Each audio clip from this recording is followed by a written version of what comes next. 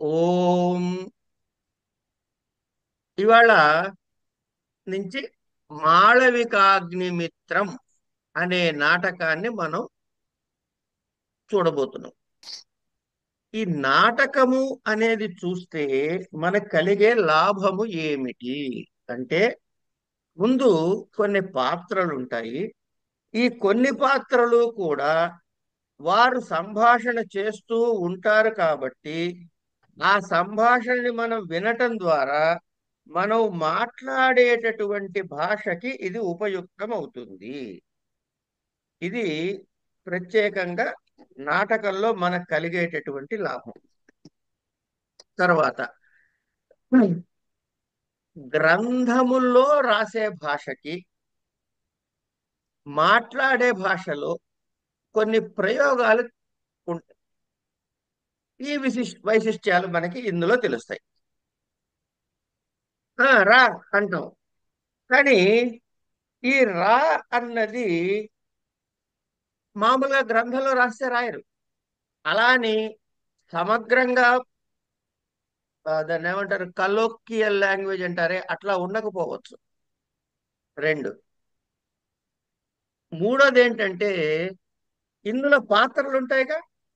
కొన్ని పెద్ద పాత్రలు అంటే ఉత్తమ పాత్రలు, నీచ పాత్రలు. నీచ పాత్ర అంటే తక్కువదేని కాదు, స్థాయి భేదాన్ని బట్టి ఓ రాజు ఉంటాడు, ఒక సేవకుడు ఉంటాడు, వీళ్ళిద్దరికి తేడా ఉంటుందిగా. ఈ రాజు మాట్లాడేటప్పుడు ఎలాంటి భాష మాట్లాడుతున్నాడు, సేవకుడు మాట్లాడేటప్పుడు ఎలాంటి భాష మాట్లాడు, రాజుతో సేవకుడు ఎట్లా మాట్లాడుతున్నాడు, సేవకుడు సేవకుడితో ఎట్లా మాట్లాడుతున్నాడు, ఈ తేడాలు మనం జాగ్రత్తగా గమనించినట్లయితే మన సంభాషణ సంస్కృత అధ్యయనంలో ఉపయోగపడే అవకాశం ఉంటుంది. ఇది ఒకటి. ఇక ఇది ఒక చారిత్రకమైనటువంటి, అంటే ఈ ఇతివృత్తము ఐతిహాసికమైనది. అగ్నిమిత్రుడు అనే పాత్ర ఒక చారిత్రక క్యారెక్టర్. దీని నుంచి తీసుకుని ఈ నాటకాన్ని రాయటం జరిగింది కాళిదాసు. ఇందులో అగ్నిమిత్రుడు అనే ఒక పాత్ర. ఈ పాత్రలు చెప్పుకుందాం ముందు. అగ్నిమిత్రుడు, ఈయన ఇందులో నాయకుడు. విదిశ అనే నగరానికి అధిపతి. ఇక ఇరావతి, మాళవిక అనే ఇద్దరుంటారు. వాళ్ళకి నాట్యము నేర్పిన గురువుల పాత్రలు. గణదాసు అనే ఆయన ఏమన్నా మాళవికకి నాట్యం నేర్పిన గురువు. హరదత్తుడు అనే ఆయన ఏమన్నా ఇరావతికి నాట్యం నేర్పిన గురువు. గౌతముడు అనే ఆయన విదూషకుడు. వాహతకుడు అనేవాడు అగ్నిమిత్రుడి యొక్క మంత్రి. మౌద్గల్యుడు అనేవాడు కంచుకి. సారసుడు అనే ఆయన అంతఃపురంలో పరిచారకుడు. ఓ ఇద్దరు వైతాళికులు ఉంటారు, వాళ్ళు పరివారంతో పాటు ఉంటూ ఉంటారు. ఇవి పురుష పాత్రలు. ఇక స్త్రీ పాత్రలోకి వచ్చేటప్పటికి ధారిణి, ధారిణీదేవి అంట. ఈ ధారిణీదేవి అగ్నిమిత్రుడి యొక్క పట్టమహిషి, అంటే మొదటి భార్య. ఇరావతి అనే ఆవిడ అగ్నిమిత్రుడి రెండవ భార్య. మాధవసేనుడు అనే ఒక పాత్ర ఉండదు ఇందులో, మనకి పాత్ర కనపడదు, కానీ మాధవసేనుడు అనే ఒక ఆయన యొక్క చెల్లెలు. ఈ నాటకంలో నాయిక మాళవిక. ఇక కౌశికి అనే ఒక పాత్ర. ఇవన్నీ స్త్రీ పాత్రలు. ఈవిడ ఒక సన్యాసిని, పరివ్రాజిక అంటారు. ఈ అమ్మాయి ఎవరు అంటే, సుమతి అని ఇంకో పాత్ర ఉంటుంది, ఇందులో కనపడదు మీకు. ఆ సుమతి యొక్క చెల్లెలు. తర్వాత వకుళావలిక, కౌముదిక అనేటటువంటి రెండు పాత్రలు ధారిణీదేవి యొక్క పరిచారికలు. అట్లాగే సమాహితిక, అనే ఆవిడ ఈ పరివ్రాజిక యొక్క పరిచారిక.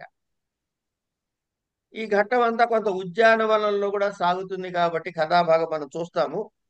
ఆ ఉద్యానవనాన్ని సంరక్షించేటటువంటి ఉద్యానవన పాలిక, ఆవిడ పేరు మధుకరిక.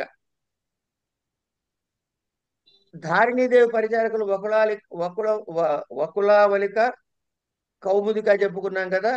నిపుణిక అనే పరిచారిక ఇరావతి యొక్క పరిచారిక. జయసేన అనేవాడేమన్నా ప్రతిహారిణి. తర్వాత రజనిక, జ్యోత్స్నిక అనే రెండు పాత్రలు. ఇందాక చెప్పామే మాళవిక అనే నాయిక పాత్ర మాధవసేనుని సోదరి అని చెప్పాం కదా, ఆ మాధవసేనుడు పంపినటువంటి శిల్పకారికలు. ఇగో ఇవి ఇందులో ఉన్నటువంటి పాత్రలు. ఈ మాళవిక అగ్నిమిత్రం ప్రారంభం చేసేటప్పుడు ఒక అద్భుతమైనటువంటి మంగళ శ్లోకాన్ని మనకి చెప్తాడు. మొదటి శ్లోకము మంగళ శ్లోకం. ఎవరికైనా వీలైతే ఇది నోటికి చేసేయండి, పరీక్ష గురించి మాత్రం కాదు. ఏకైశ్వర్యే స్థితోపి ప్రణత బహుఫలే. ఏకైశ్వర్యే స్థితోపి ప్రణత బహుఫలే యః స్వయం కృత్తివాసాః.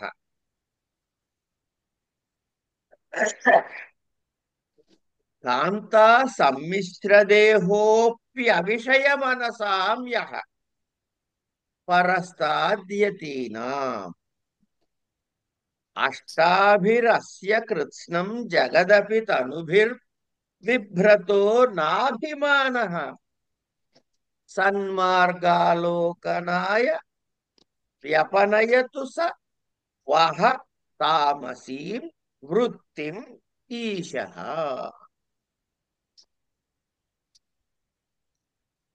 ఏకైశ్వర్యే స్థితోపి ప్రణత బహుఫలే మందక్రాంత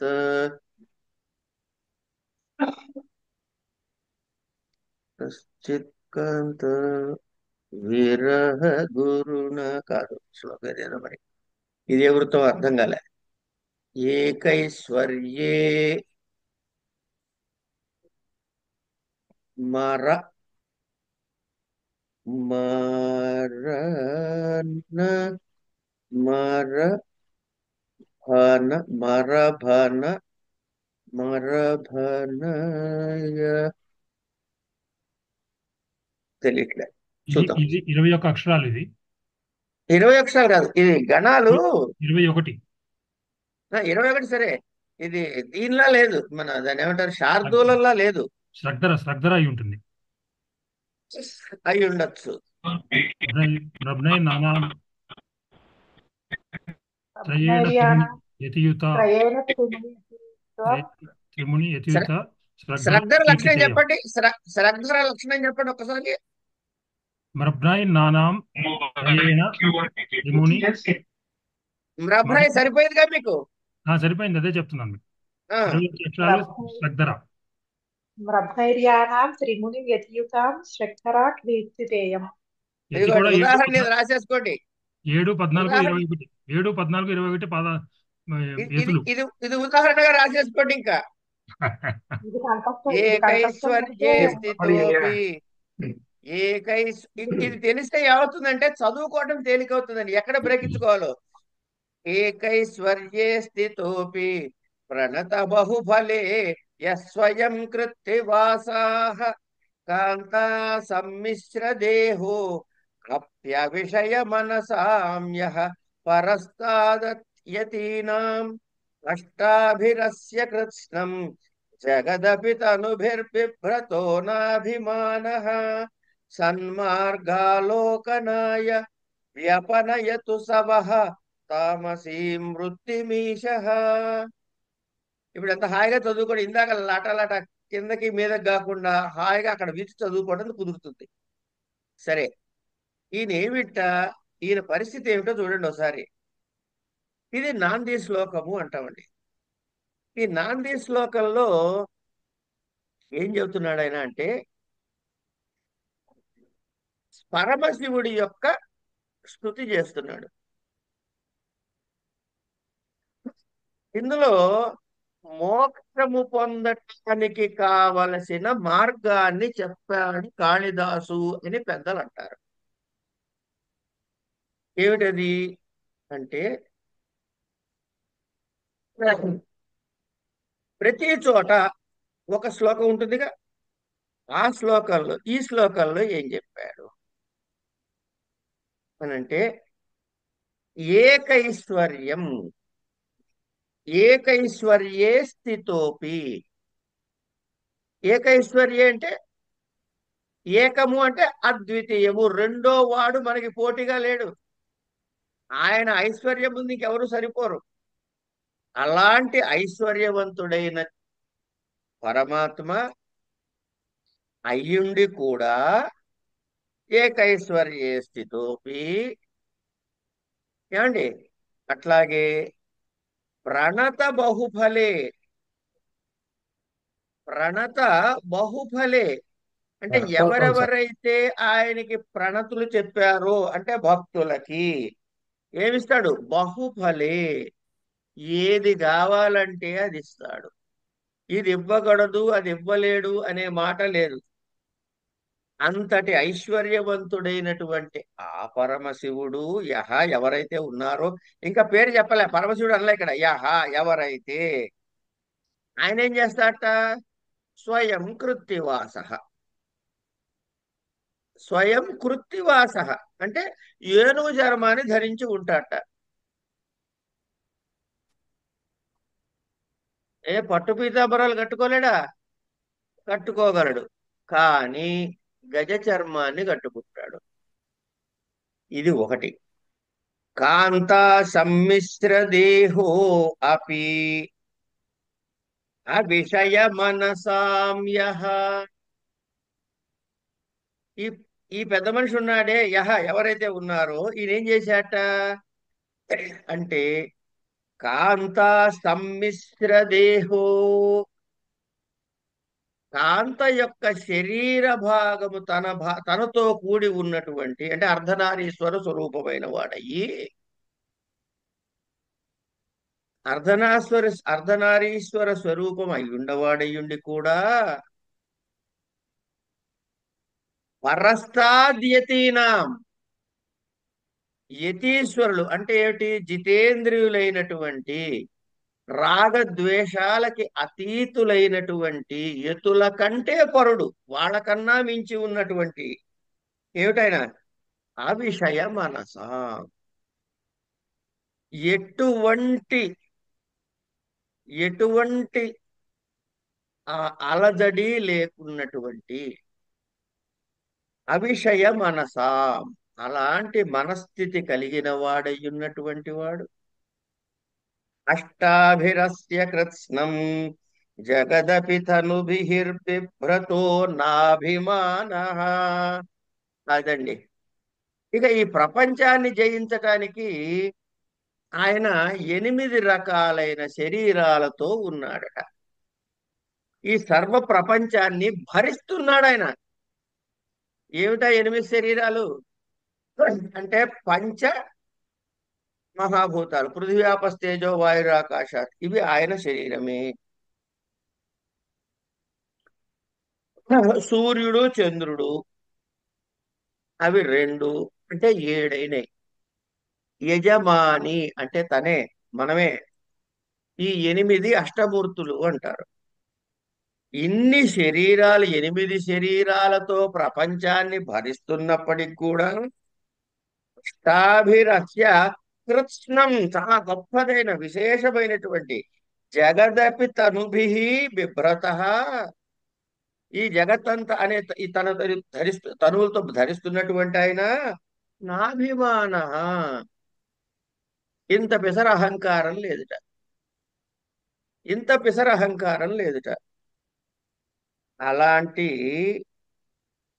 సన్మార్గాలోకనాయ వ్యపనయతు సవహ తామసీం వృత్తిం. ఈయన ఆ పరమేశ్వరుడు సన్మార్గాలోకనాయ, మనకి సన్మార్గాన్ని బోధించటానికి చూపించటానికి కొరకు వ్యపనయతు ఏమిటి తొలగించాలట? తామసీం వృత్తిం, మన మనసులో మీ వహ అంటే మీ యొక్క, నమో వహ అంటాం కదా, అంటే మీకు నమస్కారము అని. మీ యొక్క మనసుల్లో ఉన్నటువంటి తామసీం వృత్తిం, తమస్సుని తొలగించుగాక. ఎవరు? ఈశ, ఈశ్వరుడు. ఈశ్వరుడు మనలోని తమోమయమైనటువంటి చిత్తవృత్తులని తొలగించుగాక అని ఈ శ్లోకానికి తాత్పర్యంగా చెప్పారు. ఏకైశ్వర్యే స్థితోపి ప్రణత బహుఫలే యః స్వయం కృత్తివాసాః కాంతా సమ్మిశ్ర దేహోప్యవిషయ మనసాం యః పరస్తాద్యతీనాం అష్టాభిరస్య కృత్స్నం జగదపి తనుభిర్బిభ్రతో నాభిమానః సన్మార్గాలోకనాయ వ్యపనయతు సమః తామసీం వృత్తిమీశః.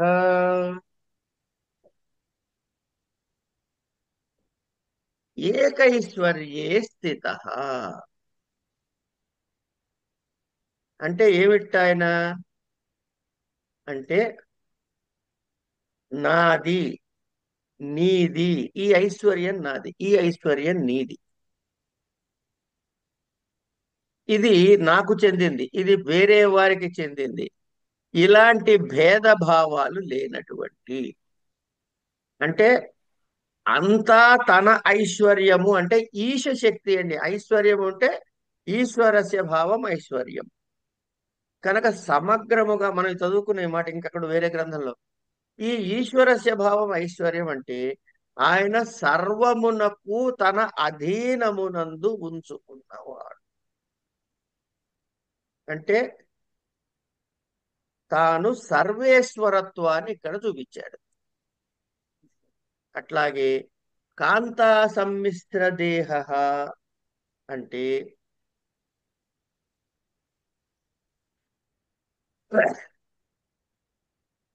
ఇక్కడ అర్ధభాగం ఇచ్చాడు అని ఎక్కడా చెప్పట్లేదండి. ఇది మనం పట్టుకోవాల్సిన పాయింట్ ఏంటంటే, అర్ధనారీశ్వరుడిని సగభాగం ఇచ్చాడు దేహంలో అనట్లే. కాంతా సమ్మిశ్ర దేహ అంటే ఇక్కడ ఏమవుతోంది? సంపూర్ణముగా కలిసిపోయింది. అంటే ఇది వేరా అది వేరా అని చెప్పి చూపించలేము. ఒకదానితో ఒకటి కలిసిపోయి కనపడుతూ ఉంటుంది. ఇక్కడ మీరు చాలా జాగ్రత్తగా పట్టుకున్నట్లయితే, నిన్నటి వరకు చదువుకున్న వేదాంత సారంలో పరమాత్మ చైతన్యము సమష్టి, తనదైన సమష్టి అజ్ఞానముతో కూడితే వచ్చిన మొట్టమొదటి కారణ ప్రపంచానికి పేరు ఈశ్వరుడు. ఇక్కడి నుంచి జాగ్రత్తగా ఇప్పుడు అది దృష్టిలో పెట్టుకుని మిగతా చూడండి. అది ఎప్పుడైతే దృష్టిలో పెట్టుకున్నారో ఇక్కడ ఏమవుతోంది? ఇది ఈయనెవరు? సర్వేశ్వరుడు. ఇది ఆయన తటస్థ లక్షణం. తటస్థ లక్షణం అంటే గుర్తు అని అనమాట. భృగువలిలో చెప్పుకున్నామే, ఏన జాతా ఏన జాతాని భూతాని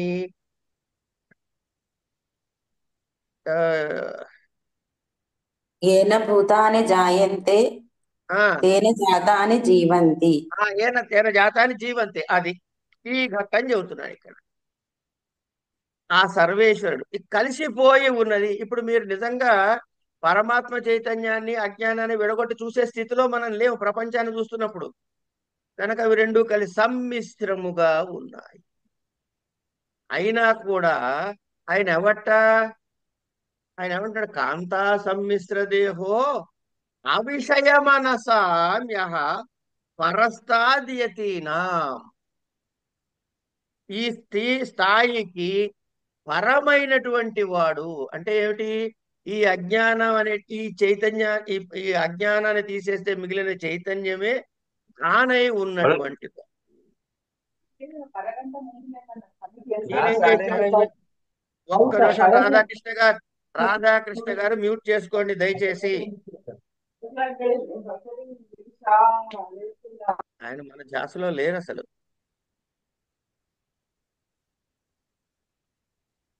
ఏమండి, ఇలాంటి వాడు అష్టాభిరస్య కృత్స్నం జగదపి తనూభిర్బిభ్రతో నాభిమాన. ఆయన శరీరాల అష్టమూర్తి తత్వం ఏమిటది? పంచమహాభూతాలు, సూర్యుడు, చంద్రుడు, యజమాని, ఇవి ఆయన అష్టమూర్తులు. అంటే ఏమైందండి? యజమాని అంటే జీవాత్మ. ఈ కనబడే జగత్తు ఏది కనబడింది మనకి? పంచభూతాలను ఎప్పుడైతే రెఫర్ చేశారో దీనికి కారణములు కారణములు కారణములు కారణములు పైకి వెళ్తే కారణదేహం దాకా వస్తారు మీరు కార్యకారణ సంబంధంతో. సూర్యచంద్రులు తేజస్సుకి నిదర్శనం. ఒకళ్ళు పగలు వెలగజేస్తారు, రెండు రాత్రి వెలగజేస్తారు. ఎల్లప్పుడూ వెలిగే చైతన్యం ఏదయ్యా అంటే జీవుడు, ఆత్మ, ఈ ఈ యజమాని అంటే జీవాత్మ.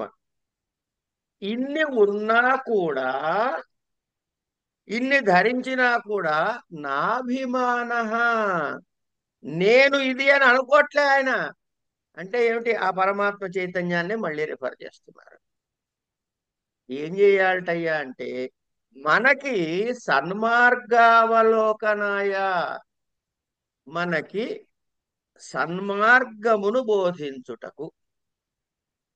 తర్వాత ఏం చేయాలట ఆయన?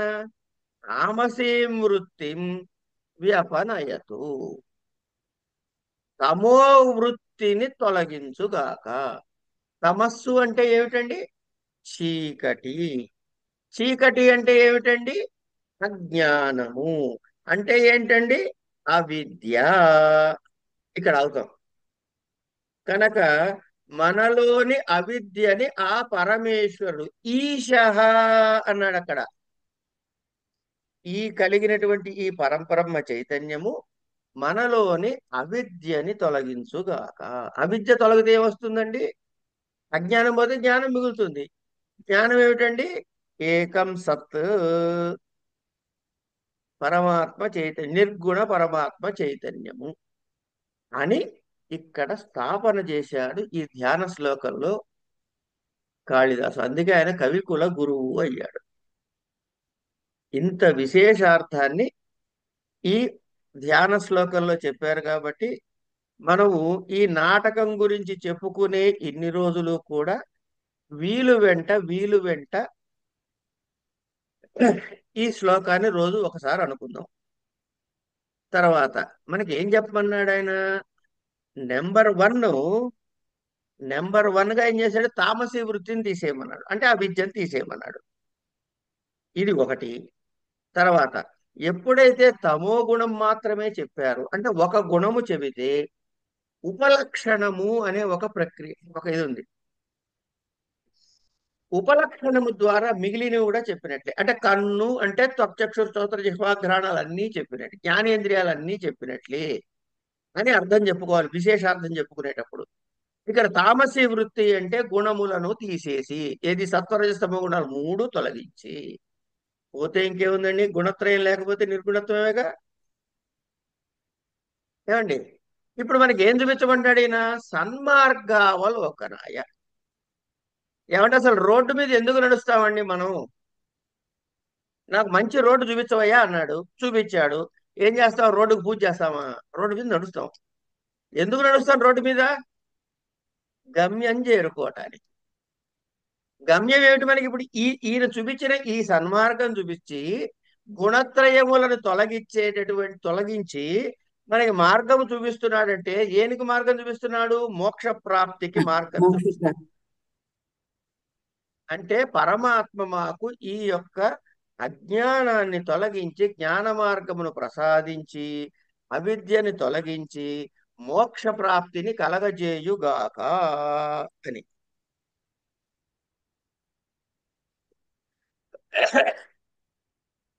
ఏమండి? అట్లాగే ఇప్పుడు మొట్టమొదటి పాదం ఏం చెప్పాడండి?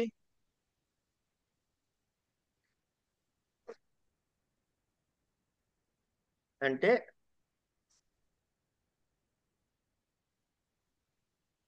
మొట్టమొదటి పాదం చూడండి, ఏకైశ్వర్యే.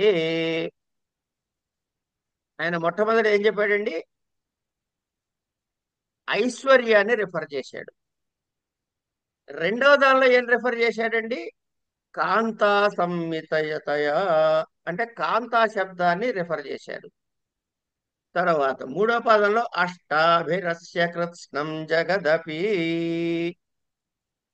ఏమండి? అంటే బిభ్రత, పట్టుకున్నవాడు అని చెప్పాడు. నాలుగో పాదంలో ఏం చెప్పాడండి? సన్మార్గవ అవలోకనాయ, మంచి మార్గాన్ని చూపించవయ్యా అన్నాడు. దీనికి మహానుభావుడు పెద్దలు ఏం వ్యాఖ్యానం చెప్పారో చూడండి. అంటే మనం వ్యంగ్యం చదువుకున్నాం కదా. ఎక్కడ? ఎందులో చదువుకున్నాండి వ్యంగ్యం? ఇంకా చదువుకోలేదా? కావ్య ప్రకాశంలో వస్తుంది. సరే, ఇంకా మీరు చదువుకోలేదు, నెక్స్ట్ ఇయర్ చదువుతారు. ఐశ్వర్యము అని అంటే ఏంటండి? కాంత, పట్టుకొనుట, మార్గము. ఈ 4 పదాలని తీసుకుని ఆయన ఏం చెబుతున్నాడంటే, ఒక మానవుడు సాధించాల్సిన పురుషార్థాలు ఏమిటండి? ధర్మార్థ కామ మోక్షములు. ఐశ్వర్యము అంటే అర్థ పురుషార్థం చెప్పాడని, కాంత అంటే కామ పురుషార్థం గురించి చెప్పాడని, బిభ్రత పట్టుకున్నాడు, ధృతిగా పట్టుకున్నాడు కాబట్టి ధర్మ పురుషార్థం చెప్పాడని, సన్మార్గ అనడం ద్వారా మోక్ష పురుషార్థం చెప్పాడని, ఆ విధంగా ధర్మార్థ కామ మోక్ష చతుర్విధ పురుషార్థములను, పరబ్రహ్మ చైతన్యమును, తెలుసుకోవలసిన మార్గమును, లక్షణమును, స్థితిని అన్ని చెప్పాడు అని పెద్దలు దీనికి వ్యాఖ్యానించారు. ఇది నా సొంత తెలివితేటలు కాదు, పెద్దలు చెప్పింది మీతో పంచుకున్నాను. ఇది మోర్ ఆఫ్ నాలెడ్జ్ షేరింగ్ అంతే. అంతేగాని నాకేదో తెలిసి మీకు చెబుతున్నాననే భ్రమలో దయచేసి ఉంచకండి. ఇది ధ్యాన శ్లోకం. ఇవాళ ధ్యాన శ్లోకం అయిన తర్వాత గ్రంథాలు మీ దగ్గర ఉంటే చూడండి, నాంద్యంతే అని స్టార్ట్ అవుతుంది. నాంది అయిన తరువాత అని. ఏమిటి నాంది అయిన తర్వాత అంటే? నాంది అంటే ఏమిటి అసలు? అంటే ఒక నాటకాన్ని ప్రారంభం చేయటానికి ముందు నాంది అని చేయబడుతుంది. ఏమిటా నాంది అంటే? అంటే నాటక రంగంలో ఆ నాటకం వేసేటటువంటి స్టేజ్ ఉంటుంది, ఇది రంగస్థలము అంటారు. ఈ రంగస్థలానికి తెర ఉంటుందండి. ఈ తెర, ఈ తెరని తర్వాత ఈ నాటక రంగాన్ని మొత్తం స్టేజిని 3 భాగాలుగా చేసే పద్ధతి ఉంది, 4 భాగాలుగా చేసే పద్ధతి కూడా ఉంది. ఈ 3, 4 భాగాలు చేసే పద్ధతిలో ఈ తెర వెనక జరిగేవి కొన్ని ఉంటాయి, తెర ముందు జరిగేవి కొన్ని ఉంటాయి. తెర వెనక ఏం చేస్తారంటే, నాటకం వేసే వాళ్ళందరూ కూడా ఆ నాటకానికి విఘ్నాలు రాకుండా ఈ ప్లేసుల్లో వాటి ఏ దేవతని ఏ ప్లేస్ లో పెట్టాలి అనేది కూడా నిర్ణయం ఉందండి. ఇవన్నీ నాకు ఎలా తెలిసాయి అంటే, శ్రీభాష్యం విజయసారథి గారు సంస్కృత రూపకాలలో నాంది ప్రస్తావనలు అనే ఒక పుస్తకం, అద్భుతమైన పుస్తకం రాశారు. వారికి లైఫ్ టైం అచీవ్మెంట్ అవార్డు ఇచ్చేటప్పుడు అజో విభో ఫౌండేషన్ వారు ఆ పుస్తకం మీద నన్ను మాట్లాడమన్నారు. వారి గ్రంథాలని పరిచయం చేసేటప్పుడు రవీంద్ర భారతిలో ఈ పుస్తకం మీద నన్ను మాట్లాడమని నాకు ఇచ్చారు. అప్పుడు ఆ పుస్తకం చూశా, ఒక కాపీ పంపించారు, ఎప్పుడో ప్రింట్ చేసింది. ముట్టుకుంటే అప్పడం విరిగిపోయినట్టు విరిగిపోతుంటే ఆ ముక్కలన్నీ మళ్ళీ స్కానర్ మీద పెట్టి తీసి జిరాక్స్ తీసుకుని అప్పుడు చదివా. ఆ పుస్తకం చదవలేము. అది చెబుతున్నప్పుడు ప్రొఫెసర్ నీలకంఠం గారు ఆ రోజు ఆ సభకు అధ్యక్షులు, సాంస్క్రిట్ అకాడమీ. ఆయనకి ఏమండి ఇంత అద్భుతమైన గ్రంథాన్ని ఇట్లా పోతుంది అండి అంటే పాప ఆయన మనసులో పెట్టుకుని రీప్రింట్ చేశారు ఆ పుస్తకాన్ని. సంస్కృత అకాడమీలో ఉంది. అసలు నాటకము నాంది ప్రస్తావనల మీద అది రీసెర్చ్ డాక్యుమెంట్ అండి. పరీక్ష కోసం కాదు, జ్ఞానం కోసం చదువుకోదలుచుకుంటే ఒక అద్భుతమైన లైబ్రరీలో ఉండదగ్గ పుస్తకం అది. సరే, అది పక్కకు పెట్టేద్దాం. ఈ నాంది అయిన తర్వాత అని అన్నాడు. అంటే నాంది కంటే ఆ పూజలన్నీ అయిన తర్వాత తర్వాత వచ్చేది ఏమిటి? ప్రస్తావన. ఈ ప్రస్తావన అంటే ఏమిటి అంటే ఏం లేదండి, చాలా సింపుల్. మనం ఎక్కడుంటాం? నాటకం చూడటానికి వెళ్ళాం. ఎవరు వెళ్ళారు? ప్రేక్షకుడు వెళ్ళాడు. ఈ నాటకం గమనించేటప్పుడు మనం రెండు విషయాలు గుర్తుపెట్టుకోవాలి. ఇక్కడ రెండు రకాల పాత్రలు ఉంటాయి. ఒకటి వేసేవాడు, రెండు చూసేవాడు. ఈ చూసేవాడు కరెంట్ టైంలో ఉన్నాడు. వాడు ఇవాళ చూస్తున్నాడు. వేసే నాటకము అది ఏ కాలంలో మనకి తెలియదు. అది పౌరాణికమా లేకపోతే సాంఘికమా, ఎలాంటి నాటకం, ఆ నాటక లక్షణం ఏమిటి, ఇవి మనకి తెలియదు. కనుక ఈ ప్రేక్షకులని నాటకము చూసేందుకు ఉన్ముఖులను చెయ్యాలి. అంటే దీని ఏమంటారు? Set the mind frame. మన మనస్సులని ఆ నాటకం వైపుకు మళ్ళించాలి. ఇగో ఇది చేసే పనిని ప్రస్తావన చేస్తుంది. దేవతా పూజనము ఏవి చేస్తే ఏమవుతుంది అనే పూజనం చేసే వ్యవహారం ఏమన్నా నాందిలో జరిగితే, ప్రస్తావన దగ్గరికి వచ్చేటప్పటికి ఆ ప్రార్థనలు అయిపోయి నాంది అయిపోయిన తర్వాత మనకి వచ్చేది, నాంది తర్వాత వచ్చేది ప్రస్తావన. ఈ ప్రస్తావన ఏమంటున్నాడు? ముందు సూత్రధారుడు ప్రవేశిస్తాడు. ప్రవేశించి ఆ స్క్రీన్ వెనక్కి చూస్తుంటాడు అనమాట. ఇది మీరు యానిమేట్ చేసుకోవాలి. ఇక్కడి నుంచి మనం ఏం చేయాలంటే, మనం ప్రేక్షకుల సీట్లో కూర్చోవాలి, మొదటి వరుసలో కూర్చోవాలి. కూర్చుని చూడాలి ఇక్కడి నుంచి ఇంకా నాటకాన్ని మనం. వాడు ఏం చెబుతున్నాడు? సూత్రధారుడు వెనక వైపుకు చూసి మహర్షుడా ఇట్రా అంటున్నాడు.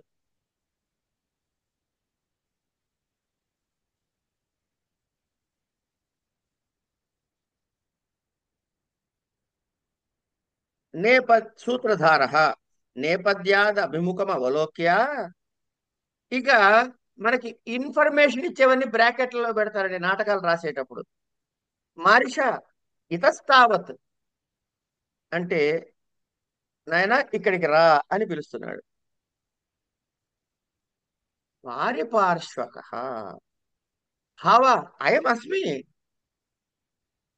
ఏమండి బావా ఇదిగో వచ్చాను అనలే, బావా అయం అస్మి, నేను ఇక్కడే ఉన్నాను అంటున్నాడు వాడు.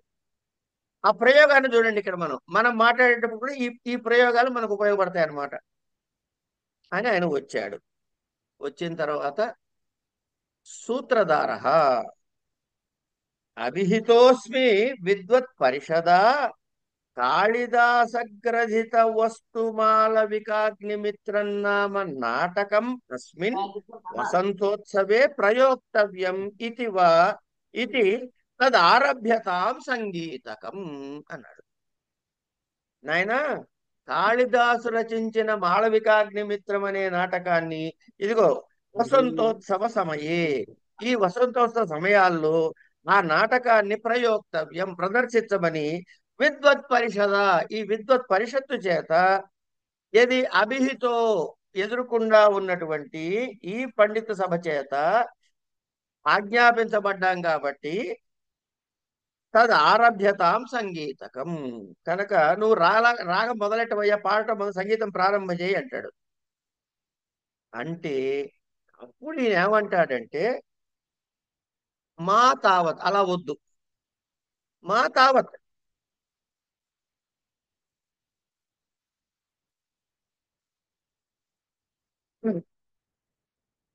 ప్రథితయశాం ప్రథితయశాం మంచి పేరు కలిగిన సుప్రసిద్ధులైనటువంటి యశస్సు కలిగినటువంటి భాస సౌమిల్లక కవిపుత్రాదీనాం ప్రబంధాన్ అతిక్రమ్య, వీళ్ళందరి నాటకాల్ని ప్రబంధాల్ని తోసిపుచ్చి, తోసిపుచ్చి వర్తమాన కవే, ఇప్పుడిప్పుడు పుట్టినవాడు వీడు, అంటే కాళిదాసు కన్నా ముందు వాడు భాసుడు, సౌమిల్లకుడు అనే కవులు ఉన్నారని మనకు తెలుస్తుంది ఇక్కడ. కవేః కాళిదాసస్య క్రియాయాం కథం బహుమానః. ఆయన మాట్లాడినట్టు మనం చదువుకోవడం నేర్చుకుంటే చాలా హాయిగా ఉంటుందండి.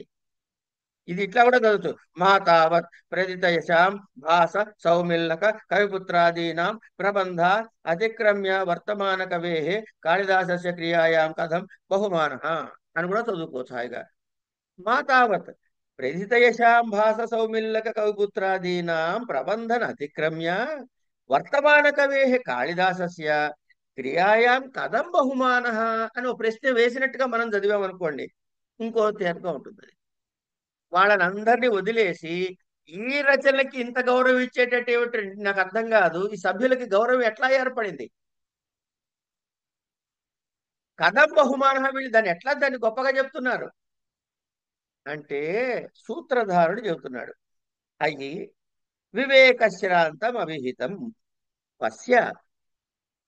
నాయన, నువ్వు తెలివి లేని వాళ్ళగా మాట్లాడకు, ఇక్కడ చూడు అని ఈ శ్లోకం చెప్పుకునే వరకు చెప్పుకుందాం అని నేను ఇక్కడ దాకా ఆపానండి. ఈ శ్లోకం చెప్పేసి ఆపేసుకుందాం ఇవాళ క్లాసు. ఏమిటా శ్లోకము? పురాణమిత్యేవ న సాధు సర్వం న చాపి కావ్యం నవమిత్యవద్యం సంతః పరీక్షానన్యతరద్ధృజంతే మూఢ పరప్రత్యయనేయ బుద్ధి.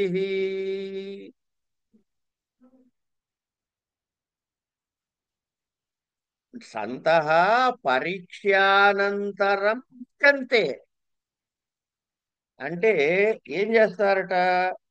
ఒక కావ్యము పాతద పురాణమిచ్చేవ నసాధు సర్వం. అది కాదు ఎవరు భాసుడు రాశాడో సౌమిల్లికుడు రాశాడు ఇవన్నీ పక్కకు పెట్టవయ్యా. అది ఎవరు రాసినా పాతదైనంత మాత్రాన అవన్నీ మంచివి కావాలని రూల్ లేదు. అలాగే నచాపి కావ్యం నవమిత్యవద్యం, ఇది కొత్తది కదా అంచేత ఇది అవద్యం అంటే నిందించదగింది అని అనకూడదు అనకూడదు. మరి ఏం చేయాలయ్యా అంటే సతం సంతః పరీక్ష్యాన్యతరం భజంతే.